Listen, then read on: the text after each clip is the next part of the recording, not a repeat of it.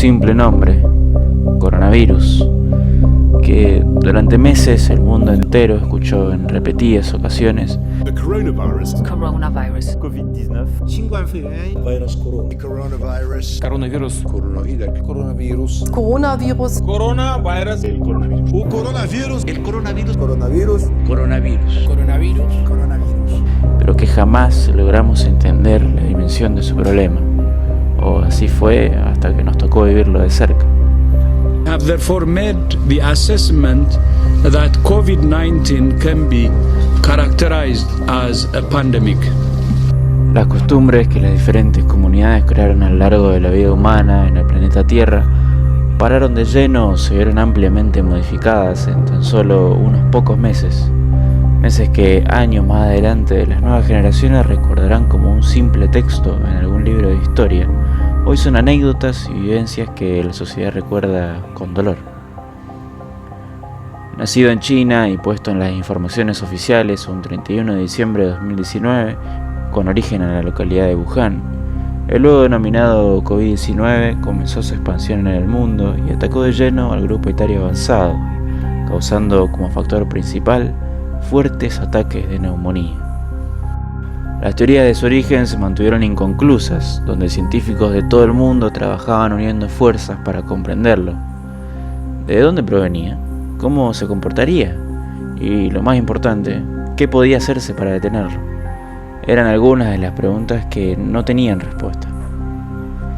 Las investigaciones realizadas apuntaron a que el contagio masivo provenía de un mercado mayorista de mariscos en Wuhan, donde también se vendían animales exóticos, incluido el murciélago, animal que, según las muestras tomadas allí, pudo haber originado el nuevo virus.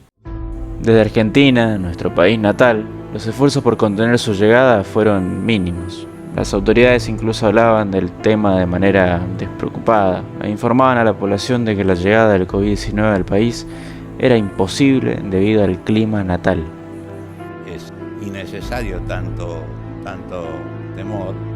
Sin embargo, las barreras del discurso fueron derrumbadas cuando un 1 de marzo de 2020, un argentino residente de Buenos Aires y que había estado en el extranjero días antes, fue identificado como el primer caso positivo de Argentina.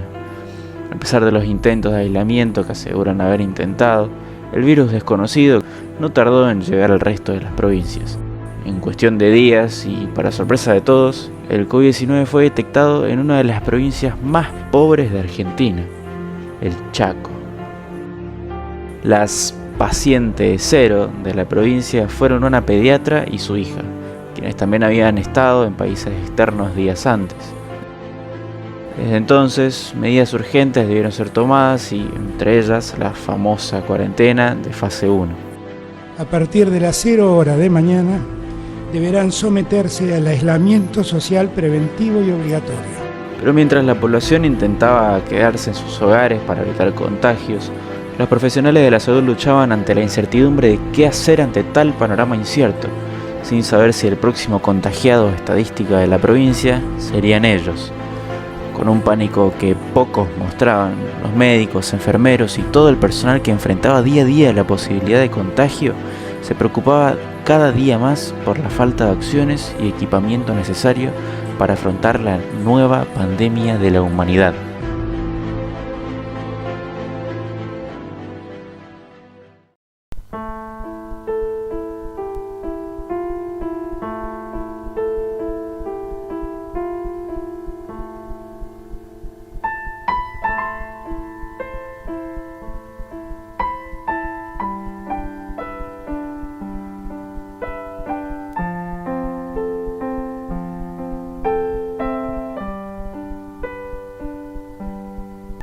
Lo que me pasó cuando sentí hablar del virus o cuando escuché la primera vez fue lo que nos pasa a todos ante no saber o ante la ignorancia. El miedo es parte de la ignorancia. Cuando uno no sabe de algo, no sabe cómo manejarlo y tiene miedo. Y sí, la verdad que me preocupó y tuve miedo.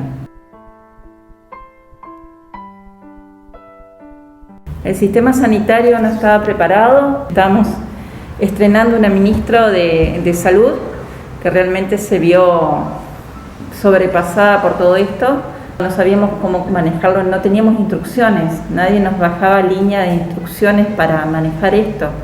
Qué hacer, qué no hacer, qué decirle a los pacientes, cómo podíamos prevenirlo.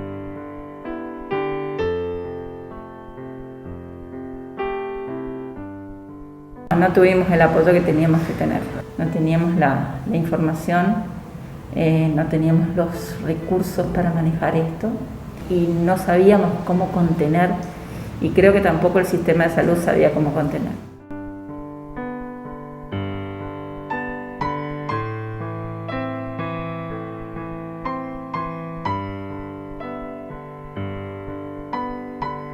Yo me contagié en mayo. Esa fue la primera vez que me contagié, o sea, que empecé a sentir los síntomas. Tenía mucho miedo. Yo lo primero que sentí fue miedo. O sea, yo voy a ¿qué? Voy a seguir contagiando a mi familia, voy a seguir contagiando a la gente que estuve ayer, porque había visto a mis abuelos el día anterior.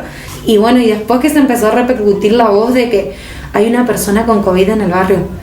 Sentí mucha discriminación y mucho el hablar por atrás. Pero el miedo hace estragos. Cuando una persona tiene COVID, lo primero que piensa es que se va a morir. El miedo te puede hacer dos cosas: o te congelas o actúas.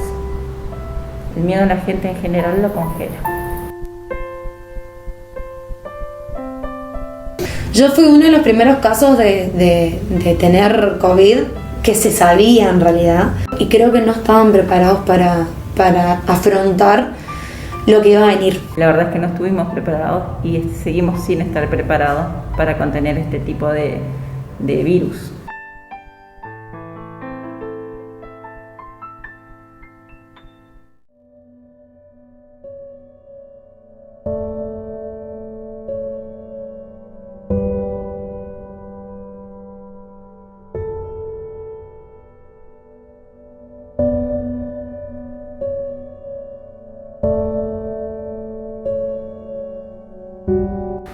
Cuando empezaron a salir noticias sobre el brote en Wuhan, yo hablaba con mi esposa, que es médica también, y yo le decía, esto es algo serio. Esto no es por ser apocalíptico ni nada, pero yo decía, esto se está por poner mal, se va a poner feo. No sé si decir premonición, pero me parecía que era algo grave. Y lo veía grave por el tema, por la actitud que tenía el gobierno chino. Pienso que nos tomó de sorpresa y nos tomó medio de ingenuos. El sistema sanitario a nivel local y a nivel nacional siempre presentó deficiencias. No estuvo preparado. Se dijo que se iba a preparar, obviamente. Se tomó un tiempo, es más, las primeras estrategias de confinamiento y de cuarentena era para preparar el sistema de salud, y después nos agarró la segunda ola de lleno con un sistema de salud que realmente se dio cuenta que le faltaba prepararse más. A mis hermanas le tardaron por lo menos una semana en dar el resultado.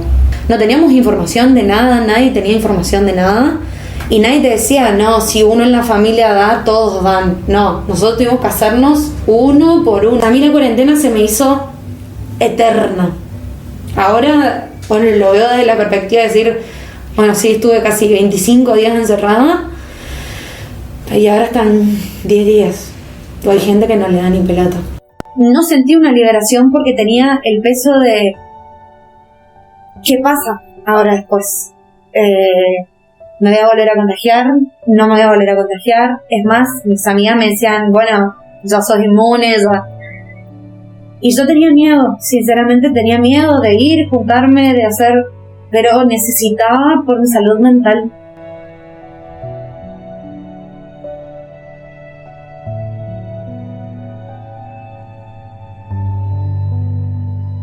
Al principio hubo tipo una estigmatización y hubo mucho temor, y básicamente era también el desconocimiento que existía. Cada día que uno dejaba a un paciente y no sabía si el otro día iba a estar bien o no, de decirle a un paciente vas a estar bien, y saber que le estabas mintiendo, que le estabas diciendo la mitad de la verdad. A nosotros todavía nos sigue impactando, inclusive algunos pacientes con los que uno está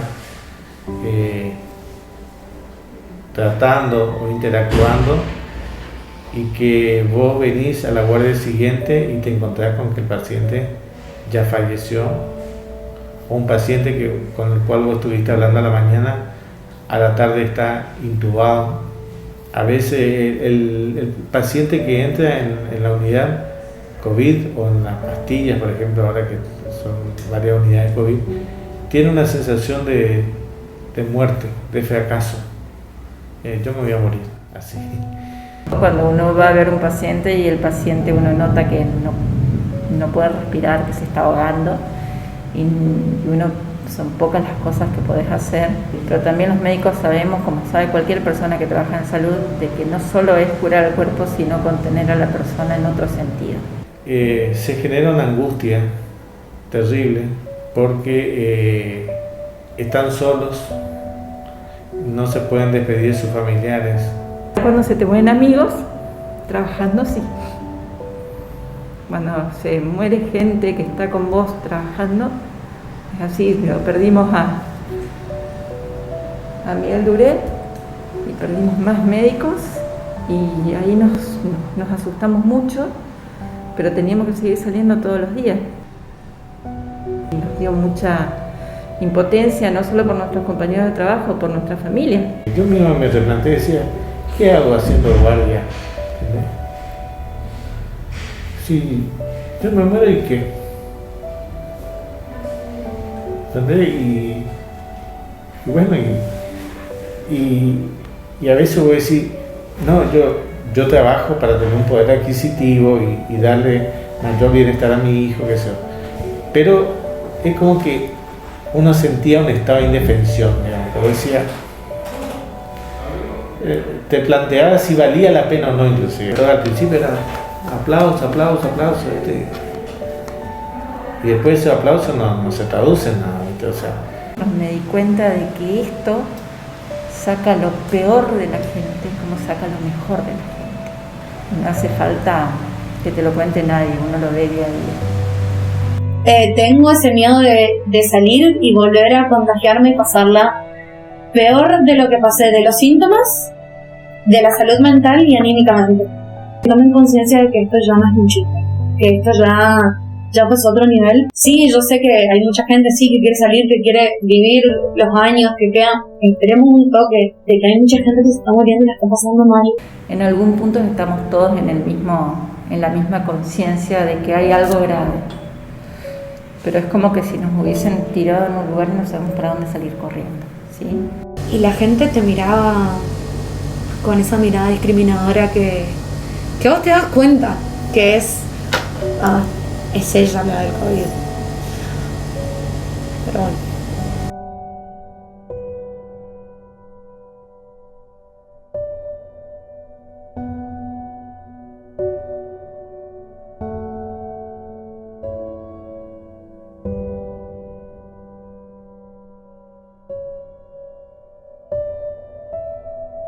Yo pienso que en algún momento vamos a volver a vivir una normalidad como la anterior. No obstante, uno tiene que caer en cuenta de que nosotros somos seres vulnerables.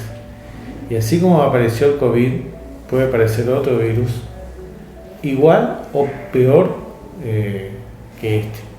El panorama hacia el futuro, si alguien dice que tiene realmente una certeza de un panorama hacia el futuro, yo creo que miente.